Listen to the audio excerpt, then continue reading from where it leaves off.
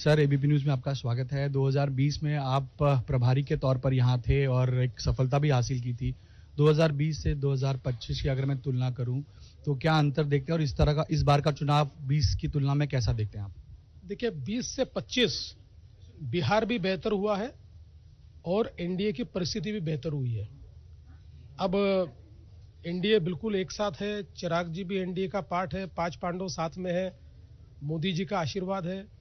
तो मुझे ऐसा लगता है कि कुल मिलाकर राजनीतिक स्थिति में बिहार में एनडीए बहुत मजबूत है। और जहां तक बिहार का सवाल है, तो मैं 5 साल में देख रहा हूं, आप पटना का एयरपोर्ट ही देख लीजिए, कितना बदल गया। एक छोटा सा कस्बे का एयरपोर्ट लगता था, आज इंटरनेशनल एयरपोर्ट लगता है। यहाँ बने हुए आज पुलिये देखिए, यहाँ बने हुए आप रोड देखिए। अभी कल मैंने 350-400 किलोमीटर रोड से ही सारी सभाएं की, बारिश थी तो सब जगह मुझे अच्छा रोड मिला। तो एक प्रकार से जो इंफ्रास्ट्रक्चर का काम हुआ है, आज आप देखिए कि जिस प्रकार से यहाँ पर इंजीनियरिंग और मेडिकल कॉलेज बने, आपको अगर एक इंडस्ट्रियल इकोसिस्टम तैयार करनी है तो यही सारी चीजें लगती है। वो चीजें आज दिख रही है बिहार में।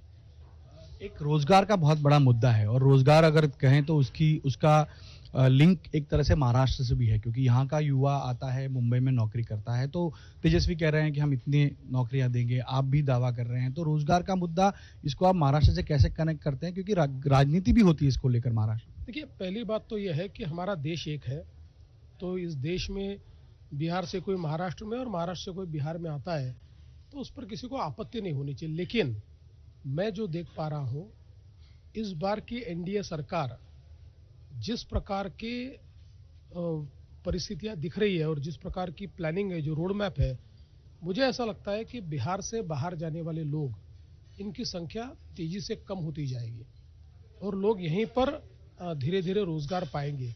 क्योंकि हमने अक्सर देखा है कि मोदी जी ने जो व्यापार है, उद्योग है, उसका कंसंट्रेशन कहीं नहीं होने दिया पूरे देश में।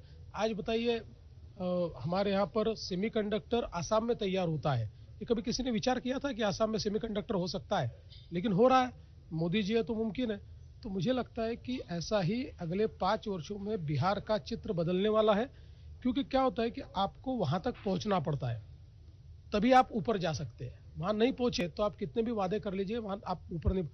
वहां बिहार पहुंच चुका है, बस अब ऊपर ही जाना है। महिला वोटर 2020 में आपने आकलन किया था और उस समय प्रभारी के तौर पर आपने इस पर जोर भी दिया था कि महिला वोटर को जोड़ना चाहिए। और एक कहीं ना कहीं आप भी ये मानते हैं, आप ये कहते भी हैं कि मोदी जी के प्रति महिला वोटर का एक तरह से लगाव है और वोट आते हैं। इस बार आप जिस तरह की योजनाएं ले आ रहे हैं, क्या उसका असर महाराष्ट्र की तरह बिहार में भी देखने मिलेगा? देखिए महिला वोटर जो है देश भर में, ये मोदी जी को बहुत सम्मान करती है। महिला वोटर, ये शब्द सही नहीं है लेकिन दूसरा शब्द याद नहीं आ रहा है, ये मोदी जी की वोट बैंक है। और आप कोई भी चुनाव देख लीजिए, बीजेपी जहां जीतती है वहां मोदी जी के नाम पर महिलाएं पुरुषों से ज्यादा वोट करती है, बीजेपी को या एनडीए को। तो मुझे लगता है कि इस बार भी वही परिस्थिति है। इस बार मोदी जी और नीतीश जी, इन दोनों की पॉलिसीज पर, इन्होंने लिए हुए सारे निर्णयों पर महिलाएं बहुत अधिक प्रभावित है, प्रसन्न है और उसका परिणाम दिखेगा। मुख्यमंत्री के तौर पर चेहरा नहीं आया, लेकिन नेतृत्व सभी आपकी तरफ से कहा जा रहा है कि नीतीश कुमार के नेतृत्व में चला जा रहा है। तो महाराष्ट्र में भी यही बात हो रही थी, क्या नीतीश कुमार एकनाथ शिंदे बनेंगे? इस तरह के सवाल भी विपक्ष उठा रहा है यहाँ पे। देखिए महाराष्ट्र में हमने बहुत स्पष्ट रूप से कहा था कि बीजेपी देवेंद्र फडणवीस के नेतृत्व में लड़ रही है।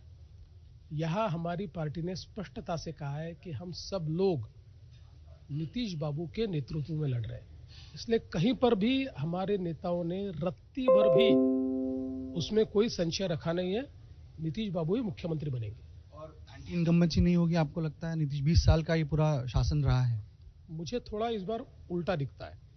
मुझे एंटी इनकम्बेंसी नहीं, नीतीश बाबू के प्रति लोगों का रुझान दिखता है। लोगों को लगता है कि इन्होंने सेवा की है, बेदाग की है, कोई परिवारवाद नहीं लाया, कोई भ्रष्टाचार नहीं किया है, इसलिए इनको एक और अवसर देना चाहिए, लोगों में भावना है। आखिरी के 2 सवाल। एक, मोकामा का जंगल राज या मोकामा में जो हुआ है उसके बाद जंगल राज का मुद्दा काफी गरमाया है, उसे आप किस तरह देखते हैं? देखिए सभी लोग ये जानते हैं कि बिहार में किस प्रकार का जंगल राज हमने देखा है और लोग ये जानते हैं कि इनकी फितरत है। ये जो आरजेडी है, आरजेडी की फितरत है कि ये जैसे सत्ता में आते हैं वैसे भ्रष्टाचार और अनाचार शुरू कर देते हैं। इसलिए जंगल राज का मुद्दा यहाँ हमेशा रहेगा और लोगों को पता है जंगल राज से नीतीश जी, मोदी जी बाहर निकालते हैं, इसलिए हमारे साथी लोग रहेंगे। आखिरी सवाल मेरा सर, यहाँ पर भी एसआईआर का मुद्दा रहा। महाराष्ट्र में कल दोनों ठाकरे भाइयों ने और महाविकास आघाड़ी ने एक रैली की और लगातार वो दावा कर रहे हैं कि चुनाव आगे ले जाइए, चुनाव आगे ले जाइए, स्पष्टता लाइए, पारदर्शिता लाइए। इसे आप वोट चोरी के मुद्दे को आप किस तरह जवाब देंगे? देखिए, जिनकी नोट चोरी बंद हो गई उनको वोट चोरी याद आ रही है, इसलिए मैं बहुत स्पष्टता से कहना चाहता हूं कि उनको हार सामने दिख रही है। वो जानते हैं कि इस चुनाव में वो जीत नहीं सकते, इसलिए वो चुनाव को प्रभावित करके चुनाव को पोस्टपोन करना चाहते हैं। हमने कभी ये नकारा ही नहीं कि वोटर लिस्ट में प्रॉब्लम नहीं है। हमने भी कई बार बताया कि वोटर लिस्ट में कुछ प्रॉब्लम्स है, कुछ नाम डुप्लीकेट है।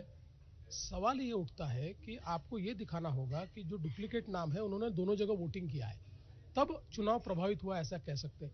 अब हमारे पास तो इनकी कॉन्स्टिट्यूएंसी की ऐसी ऐसी जानकारियां हैं कि उन जानकारियों को अगर हम साझा करेंगे तो इनको जवाब देने नहीं बनेगा। अगर इन्हीं की एनोलॉजी अगर हम वहां लगाएंगे तो फिर तो ये सारे वोट चोरी करके जीते हम दिखा सकते हैं और दिखाएंगे भी, जल्दी दिखाएंगे।